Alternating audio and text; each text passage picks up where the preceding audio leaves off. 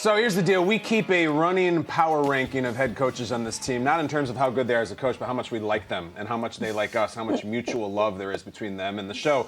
This gentleman is number one on the GMFB head coach power rankings. He's the head coach of the Buffalo Bills, Sean McDermott. What's up, coach? How we doing? I'm great. How are you guys doing?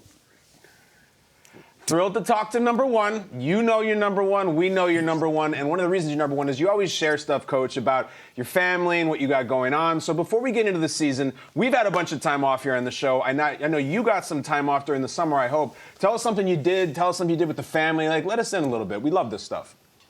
Yeah, I appreciate you asking. Great family. Great summer as a family.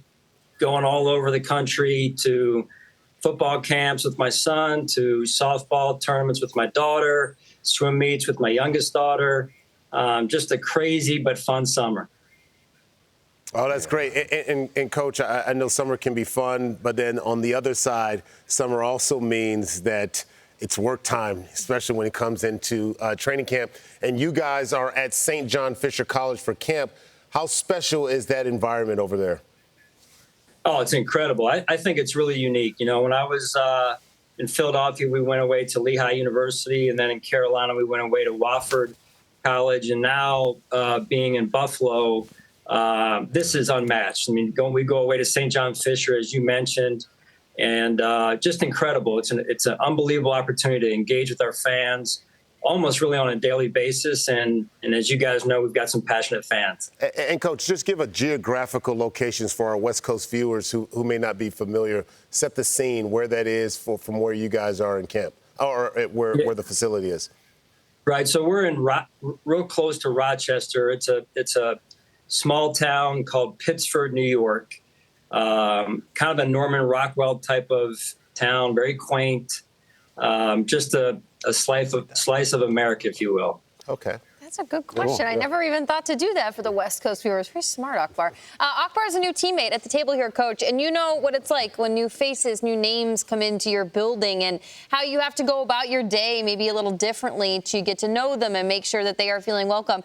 Your off season with your team, there were headlines. Major one involved the trading away of Stephon Diggs. How are you approaching this camp differently with the new names, new personalities that you want to make sure are getting up to speed with your team?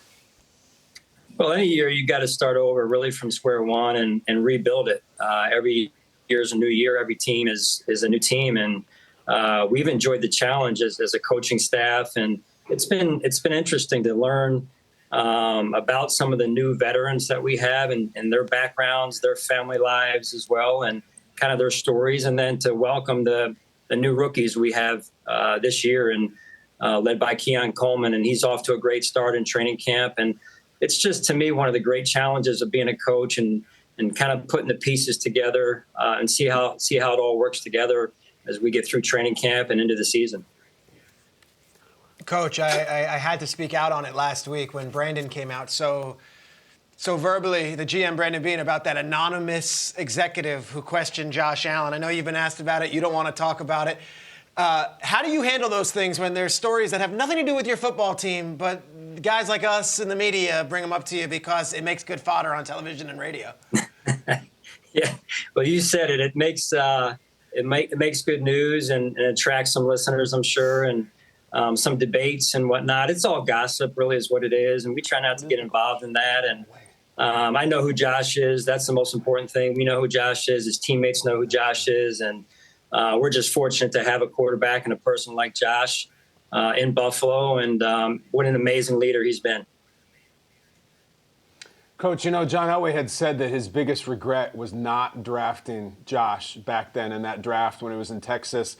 What do you remember about that day and that night, everything, where you were in life and just how that went down? Right, you're never sure with where we were drafting if we were going to be able to move up in the draft, and things worked out to where we were able to get Josh. And I mean, just what a fit, right? There was some really high quality quarterbacks in that draft. I think Baker went first overall, and but we were just targeting Josh the entire time, whether we had drafted first or whatever. And I think more than anything, you know, people see the rocket for an arm and how smart he is and how mobile he is and how competitive he is. He's a dog right on the field. But I think more importantly than that, or just as importantly, is really his fit with the community in Buffalo and Western New York and Bills fans. I mean, he's a guy's guy. He's got that it factor, and he's obviously a real joy to be around and a joy to coach. Coach, we love our table here. It's one of the most precious parts of GMFB, and there's only one person on the planet who's ever put their bare feet on this table, and his name is Matt Collins. He's on your team now. Matt Collins apparently doesn't use utensils. He doesn't eat vegetables, and he just walks around barefoot. Did you have any kind of stipulation for when he came to Buffalo to say, like, son, this is Buffalo, you're going to have to wear shoes in December? Like, walk us through this personality and how you're approaching Matt Collins. Well, I got to talk to Brandon about that because that was something we didn't know about. So I'm not really sure if we're doing our job on the scouting end of things, because those are things we need to know, right? We've got half of our team.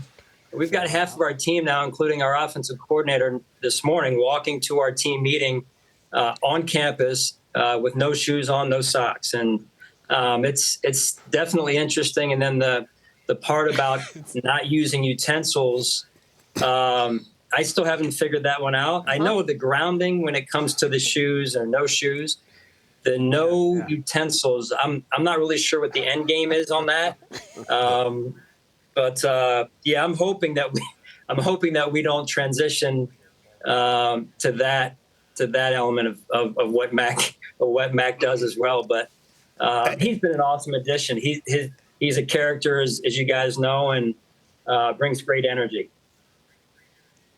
So do you, Coach. We always love having you on, and we always learn something about you. I would describe you as a very patient man. You have patience as a virtue, and it's because you can get through those youth swim meets that go on 12 straight hours. They never end. That's got to be where it comes from. But we know that patience is going to pay off on the football field this fall, Sean. So thank you so much. I appreciate it. Great to be with you guys. You got it, man. Go Bills. Great to see you, Coach. Go Bills. That's the number one. Great to see you guys. It. Hey, I can't wait to see you guys on the East Coast again sometime soon. All right, cool. Hey, Coach, real quick. Coach. You know it. Very good. Coach, Preach. real quick, tell Matt Collins, Akbar says real men play football without cleats. He'll know what that is. We hang out during the summer every time, so let him know that. I don't think he I'll wants do that, to guys. become a thing Peace, in his guys. room. Thanks for having me on. Yeah, Coach.